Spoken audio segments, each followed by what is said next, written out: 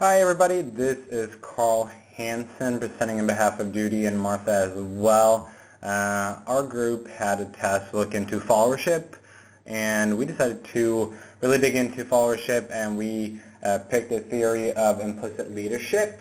And in this presentation, we're going to go over this theory, what it means, good and bad things that, the challenges it poses to us as leaders and how we can benefit from it.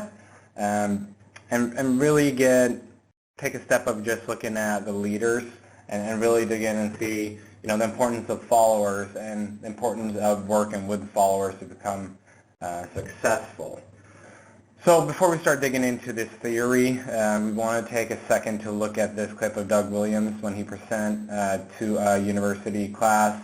And he kind of talks about followership and how that's underrated and misunderstood. This clip is almost 6 minutes. We're not going to look at all of it, but I really encourage you to go back and take a look at the entire clip. All you have to do is actually click on the picture and it will take you there. We're going to listen to the first minute when he kind of explains on really a big scale how underrated followership is and how we don't spend enough time talking about it.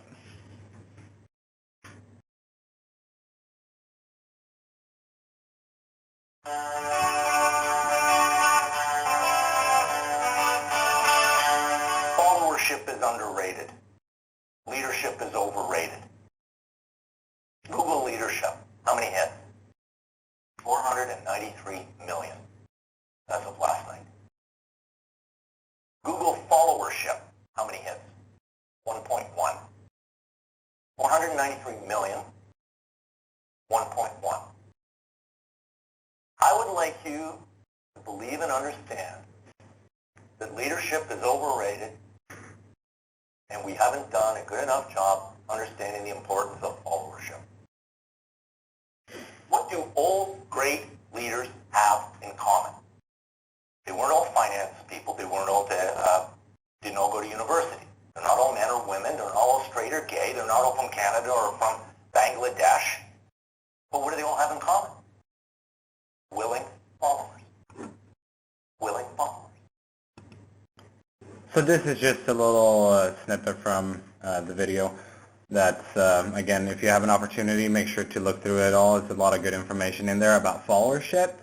And I think, too, this kind of ties in with what we've been reading in our textbook for this class, too, that we as leaders, we can't do everything ourselves. We depend on our followers, our coworkers, our peers, our friends, and family to become successful.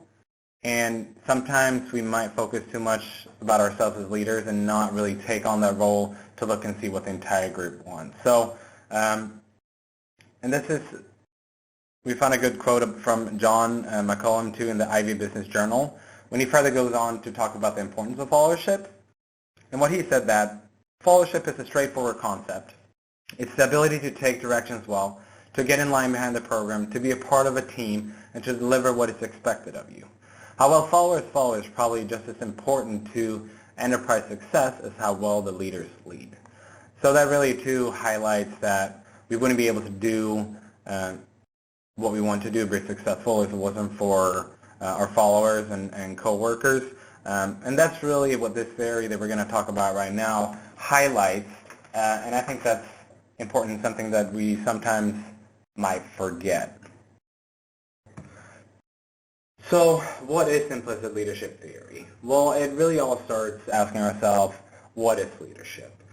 We all have our assumption ideas of what leadership is. We've been doing our own platforms talking about the beliefs and values that's important to us. And that really fosters the implicit leadership theory for myself, for you, and for the rest of the people in this class, which is interesting too, that this theory, it doesn't really have a set answer of a right or wrong way to look at it. It's really our own interpretation and kind of what we think of leadership and leaders. So a lot of prior research to leaderships, they look at their behaviors, while people studying ILT, which is the shortening for implicit leadership theory, they take a little bit different approach. So they say that actual behavior and characteristics of leaders are less important to finding out what leadership is, and that it's more our own ideas about what leaders are and what characteristics and behaviors they should exhibit. So it's really what we look at people, and that's kind of what we're going to see in them, and that's really what this theory is all about.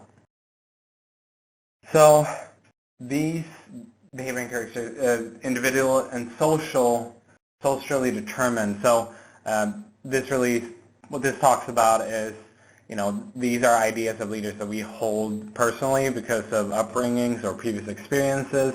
It's also socially determined as far as your work culture, cultural biases, and we're going to talk more about that later on in this presentation too. But that's really what it is in a nutshell.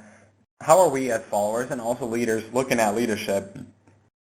What do we see as good leaders, and what are some of the qualities that we are looking for, and really looking at how that affects leaders in a whole. And we did find a good example of this that really gives us an idea what this area is really about. So imagine you're at a party and your friends tell you that she is going to introduce you to a friend of hers who is a top leader of a Fortune 100 company. Immediately you will have an idea about this person's attributes. For example, you might imagine this person to be male, dominant, intelligent, and so on. These characteristics do not come out of the blue. So this really talks about that we hear about leaders and we're already going to jump to conclusions on a few things that we see as important for leaders to have. This might sometimes be true, it might not be true, but this is really the basis of this theory. So looking a little bit about the origin of this theory, there's been a lot of research done in this subject, and it's nothing brand new. People for hundreds of years have been looking at leaders, from their own perspective. But it was really Professor Robert Lord that used to work in the psychology department for the University of Akron, and now he's at Durham Business School, who really took a leap in this area. And he also have over 125 journal articles and books in various areas. Just for example, motivation and self-regulation, leadership perceptions and leadership skill development, information processing, ethical leadership behavior, leader behavior measurement, complexity leadership theory. So what we kind of feel is that he's done a lot of research, and this really ties in a lot of the leadership research he's done in the past. So looking at some of his own research, so what Robert did was that they had raters watch leaders in actions on videotapes. After that, they had to identify behaviors that they thought the leaders did provide, and some behaviors that they were missing out while they were leading a group of people.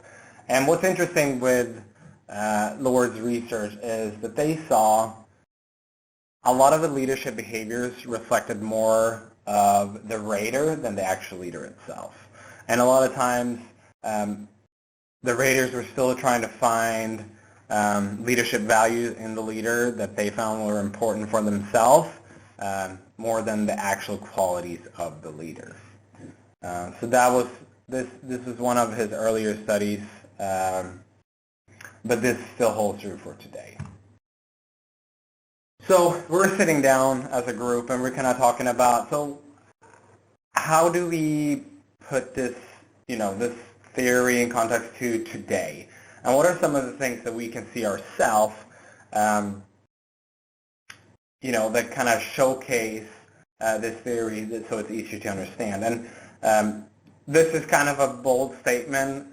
We really didn't talk politics that much, or we didn't really get into if you're Republican, Democrat, or whatnot, but it is really on topic and timely with our previous election, and really seeing President Trump now went out with a slogan, "Making America Great." And no one really knew what that meant.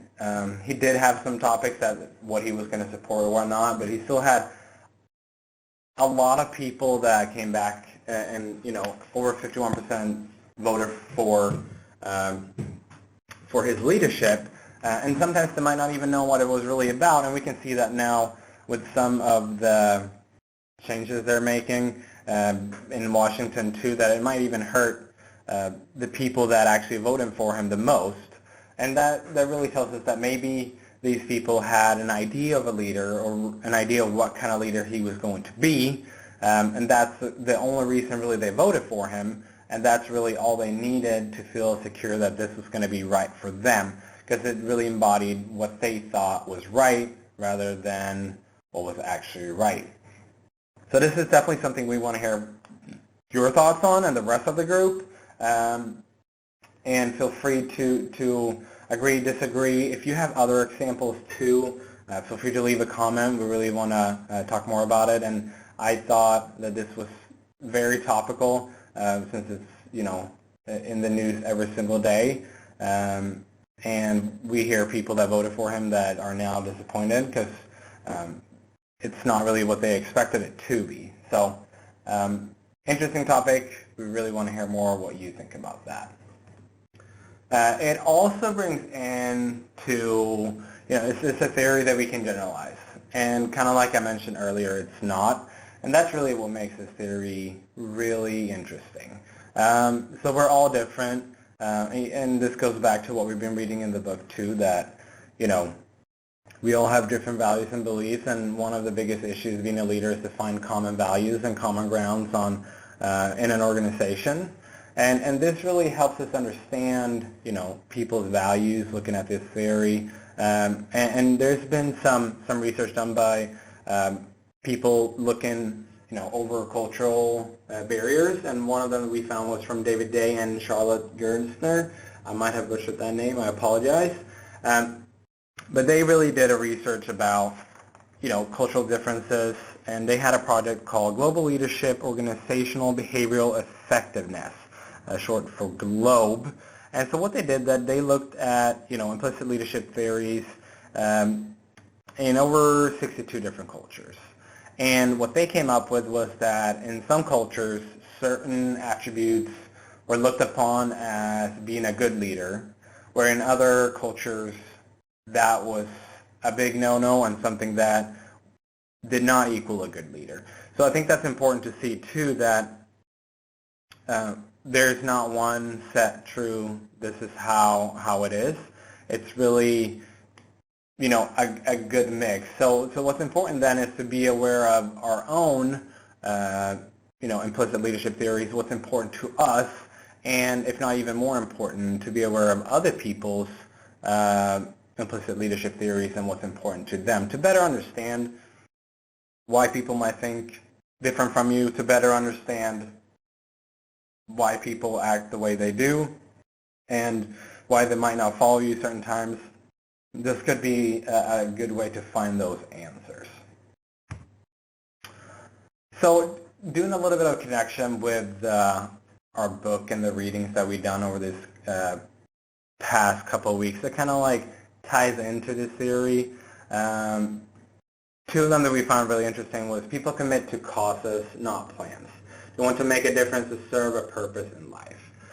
So again, this kind of talks about the followers, and that they really want to have an overall goal, a vision that really gives them something for them and kind of embodies their values and beliefs. And this also goes to leaders, that they want to work for someone that they see the qualities that's important to them, which is easier said than done. And a lot of time I think that Consistent Posner, they talk about, it's important to know your peers, your friends, and really put yourself in their shoes and not just work from your own values and beliefs as a leader. The second quote we have is, exemplary leaders don't impose their vision on others. Deliberate the vision that's already stirring in their constituents. They awake dreams, breathe life into them, and arouse the belief that people can achieve something grand. And I think this quote really hit home with us, since this is really what we're here for as leaders. You know, to lift other people up, to make sure that they can become leaders themselves. And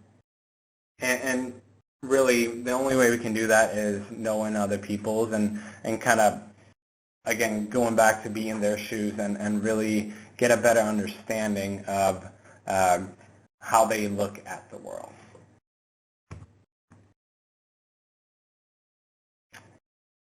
So in summary and kind of conclusion, what's really important to remind ourselves with this theory is that there's no valid truth to effective or good leadership and what that is. It's all going to be different from person to person. You know, even if it's a small company, a big company, you might even work with offices across the world. So it's all going to be different for all of us, and it's really important to kind of take the time to dig in and realize what people value and what they want to see in leaders, because this is really hard to assess. And it might actually take a lot of time getting to know people personally, which is, again, going back to previous readings, is really important if we want to be successful leaders.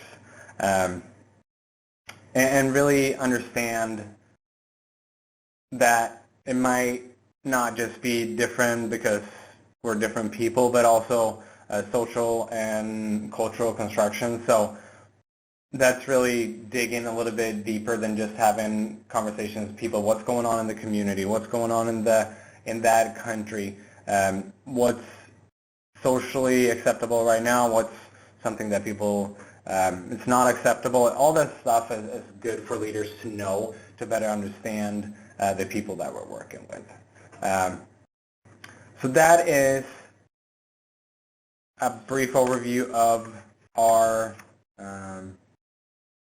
theory. I hope you enjoyed it, and we are going to link the PowerPoint so you can look over yourself. Feel free to ask any kind of questions you have about this theory. We've been more than happy to answer them, and we're looking forward to read the rest of you presentations as we go by. Thank you so much. Bye.